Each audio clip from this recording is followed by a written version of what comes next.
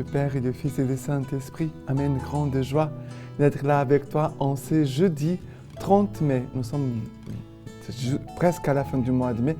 C'est mois dédié à la Vierge Marie et j'espère que ce mois dédié à la Vierge Marie t'a beaucoup aidé à bien recevoir l'Esprit Saint, à vivre aussi cette fête de la Sainte Trinité et aussi qui nous prépare pour vivre aussi la fête Dieu dimanche prochain. Que la Vierge Marie, vraiment, elle nous prépare toujours, qu'elle nous prépare à toujours recevoir la parole de Dieu et sa grâce. La première lecture d'aujourd'hui, c'est 1 Pierre, chapitre 2, à partir du verset 2. Comme des enfants nouveau-nés, désirez le lait non fralaité de la parole, afin que, par lui, vous croissiez pour le salut. Si du moins vous avez goûté combien le Seigneur est excellent. Approchez-vous de lui, la pierre vivante, rejetée par les hommes, mais choisie, précieuse auprès de Dieu. Vous-même, comme pierre vivante, prêtez-vous à l'édification d'un édifice spirituel pour un sacerdoce saint, en vue d'offrir des sacrifices spirituels agréables à Dieu par Jésus-Christ. Mais vous êtes une race élue, un sacerdoce royal, une nation sainte, un peuple acquis pour proclamer les louanges de celui qui vous a appelé des ténèbres à son admirable lumière. Vous qui jadis n'étiez pas un peuple et qui êtes maintenant le peuple de Dieu, qui n'obteniez pas miséricorde et qui maintenant avez obtenu miséricorde. Très cher, je vous exhorte, comme étrangers et voyageurs, à vous abstenir des désirs charnels qui font la guerre à l'âme. Ayez au milieu des nations une belle conduite, afin que sur le point même où ils vous calomnient, comme malfaiteurs, la vue de vos bonnes œuvres les amène à glorifier Dieu au jour de sa visite. Alors, nous sommes ce peuple que Dieu a choisi, que nous a appelés des ténèbres à son admirable lumière. Ce travail de quitter les ténèbres et s'approcher de Dieu de sa lumière. La Lectio Divina, c'est toujours ces moyens par lesquels Dieu, à chaque jour, nous aide à sortir de nos ténèbres, de nos péchés, de notre ignorance, de nos pensées qui ne sont pas les pensées de Dieu, des décisions que parfois nous pouvons prendre et qui ne sont pas vraiment la décision que Dieu veut pour nous. Et par la parole de Dieu, le Seigneur nous invite toujours à sortir des ténèbres et aller vers sa lumière admirable.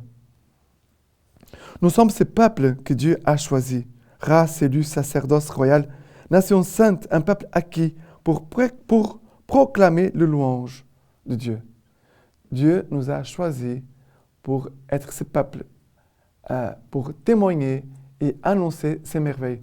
La louange, c'est cette prière que chaque jour nous devons faire monter vers Dieu, surtout en cette année, la grande symphonie de la prière. Nous sommes invités à vivre dans la prière, que toute notre vie, tous nos pas soient marqués par la prière, et spécialement par la louange. Car la louange, elle a quelque chose de spécial.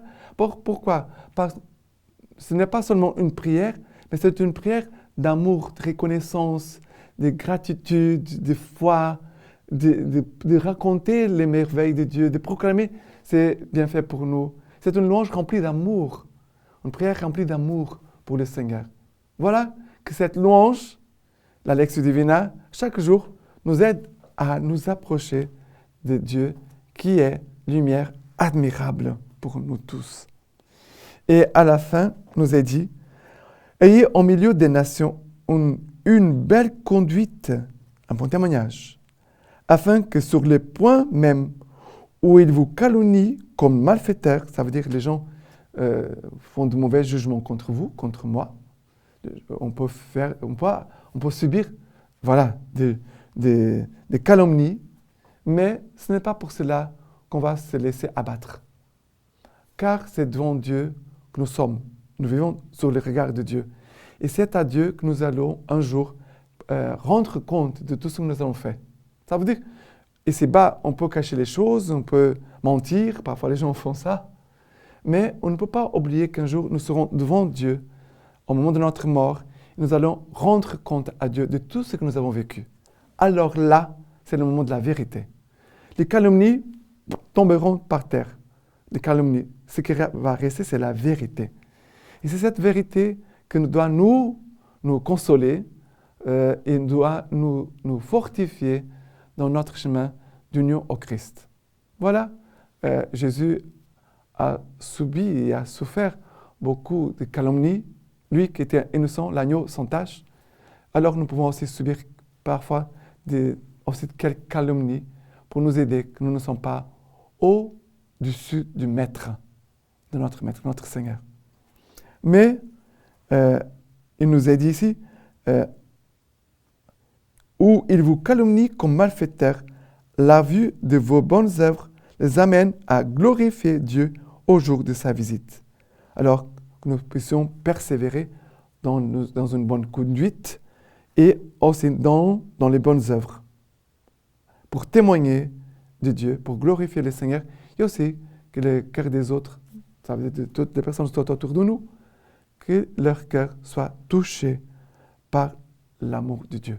D'accord? Maintenant, le psaume, c'est le psaume 100, à partir du verset 1er. Acclamez le Seigneur toute la terre, servez le Seigneur dans l'allégresse, venez à lui avec des chants de joie. Sachez-le, c'est le Seigneur qui est Dieu. Il nous a fait et nous sommes à lui. Son peuple est le troupeau de son bercail. Venez à ses portiques en rendant grâce, à ses parvis en chantant louange. Rendez-lui grâce, bénissez son nom. Il est bon le Seigneur, éternel est son amour, et d'âge en âge sa vérité. Le Seigneur, il est bon. Voilà notre louange, notre prière chaque jour, remplie de cette vérité. Le Seigneur est bon. Chaque jour, nous devons dire, Seigneur, tu es bon. Seigneur, je veux proclamer que tu es bon, toujours. Dimanche dernier, je suis allé dans un hôpital pour donner l'onction des malades à une personne ici de ma paroisse. Ça m'a beaucoup touché parce que je lui ai donné l'onction des malades, la communion. Et la première parole qu'elle a dit, c'était « Seigneur, comme tu m'aimes tellement, Seigneur, comment tu es bon, tu m'aimes tellement. » Elle a commencé comme ça. On pourrait dire « Mais Seigneur, on pourrait penser qu'elle allait dire « Seigneur, viens me guérir, viens me fortifier dans ma santé, viens soulager mes souffrances. » La première chose, c'est « Seigneur, comment tu m'aimes tellement. Seigneur, tu es tellement bon pour moi. » Voilà la force de la prière et de l'amour. Éternel est son amour. Le Seigneur est bon, éternel est son amour. Cela ne change pas. D'âge en âge, sa vérité ne change pas. Mais ce qui peut changer, c'est chacun de nous. Nous pouvons changer. Nous pouvons devenir bons, nous pouvons devenir et nous pouvons grandir dans l'amour et nous devons grandir dans la vérité. Voilà, le Seigneur nous y appelle. Et l'évangile d'aujourd'hui, c'est Marc chapitre 10, à partir du verset 46. Ils arrivent à Jéricho, et comme ils sortaient de Jéricho avec ses disciples et une foule considérable, les fils de Timée, Bartimée, un mendiant aveugle, étaient assis au bord du chemin. Quand il apprit que c'était Jésus, le Nazaréen, il se mit à crier « Fils de David, Jésus, aie pitié de moi !» Et beaucoup le rabrouaient pour lui imposer silence. Mais lui criait de plus belle « Fils de David, aie pitié de moi !» Jésus s'arrêta et dit « Appelez-le. » On l'appelle l'aveugle en lui disant « Aie confiance, lève-toi, il t'appelle. » Et lui, rejetant son manteau, bondit et vint à Jésus. Alors Jésus lui adressa la parole. « Que veux-tu que je fasse pour toi ?» L'aveugle lui répondit « Rabboni, que je recouvre la vue. » Jésus lui dit « Va, ta foi t'a sauvé. » Et aussitôt, il recouvra la vue et il cheminait à sa suite. Regardez le contraste de la foule. Au début, il voulait faire taire les mendiants, l'aveugle, Bartimée.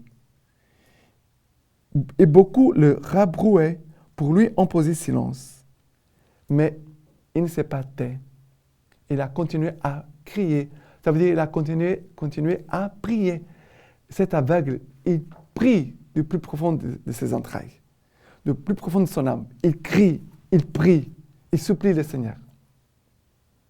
Et Jésus écoute la prière qui monte du plus profond de notre âme. Jésus écoute. Et Jésus l'appelle. Et c'est drôle parce que maintenant, les gens lui disent « Aie confiance, lève-toi, il t'appelle ». C'est vrai que nous avons besoin d'écouter cette phrase. « Aie confiance, lève-toi, il t'appelle ». Nous avons besoin, c'est 3 mouvements. Aie confiance, avoir confiance. Lève-toi, mets-toi debout. Ça veut dire c'est quelqu'un qui est prêt à marcher, qui est prêt à sortir de son coin. Et il t'appelle, ça veut dire avance vers lui. Aie confiance, lève-toi, avance vers Jésus. Jésus aujourd'hui nous invite à vivre ces 3 pas. À renouveler ta confiance en lui. Lève-toi si tu es découragé, si tu es triste, si tu te sens sans force. Lève-toi, mets-toi debout. Et il t'appelle. Écoute sa voix. Et le Seigneur, il est là devant toi. Il t'attend. Approche-toi de lui. Et alors, il s'avance. Il rejette son manteau, bondit et vint à Jésus. 3 actions. Il rejette le manteau de son fardeau, de tous les jugements peut-être qu'il portait sur lui, toute sa condition. Il rejette tout cela. Il bondit, il se met debout, il vint à Jésus. Ça veut dire ce qu'il entend, tout de suite, il donne une réponse positive. Tout de suite, il écoute une parole, tout de suite, une bonne réponse. Voilà, c'est la foi. C'est l'attitude de foi qui répond, que doit nous aider à répondre au Seigneur. Et Jésus lui dit, que veux-tu que je fasse pour toi? Jésus, lorsqu'il nous pose la question, que veux-tu que je fasse pour toi aujourd'hui? Aujourd'hui. Que je recouvre la vue.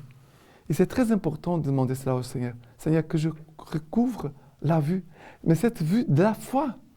Nous avons besoin de la lumière de la foi. On s'approche de la lumière admirable qui est le Seigneur. Mais cette lumière admirable nous remplit de foi. Elle nous éclaire au-dedans de nous. Elle nous aide aussi à voir clair. Attitude de foi. Seigneur, que je recouvre la vue. On pourrait répéter cette phrase dans notre prière aujourd'hui. Aujourd'hui, on pourrait prier, soit Jésus, fils de David, aie pitié de moi, ou alors, Seigneur, que je recouvre la vue. Seigneur, que je recouvre la vue. Et tout de suite, il est guéri, et il va suivre Jésus sur le chemin. Ça veut dire qu'il était au bord du chemin. Maintenant, il devient un disciple. Il est sur le chemin. Jésus est le chemin, la vérité et la vie. Maintenant, il est dans une attitude vraiment de suivre Jésus. Et il est un vrai disciple de Jésus.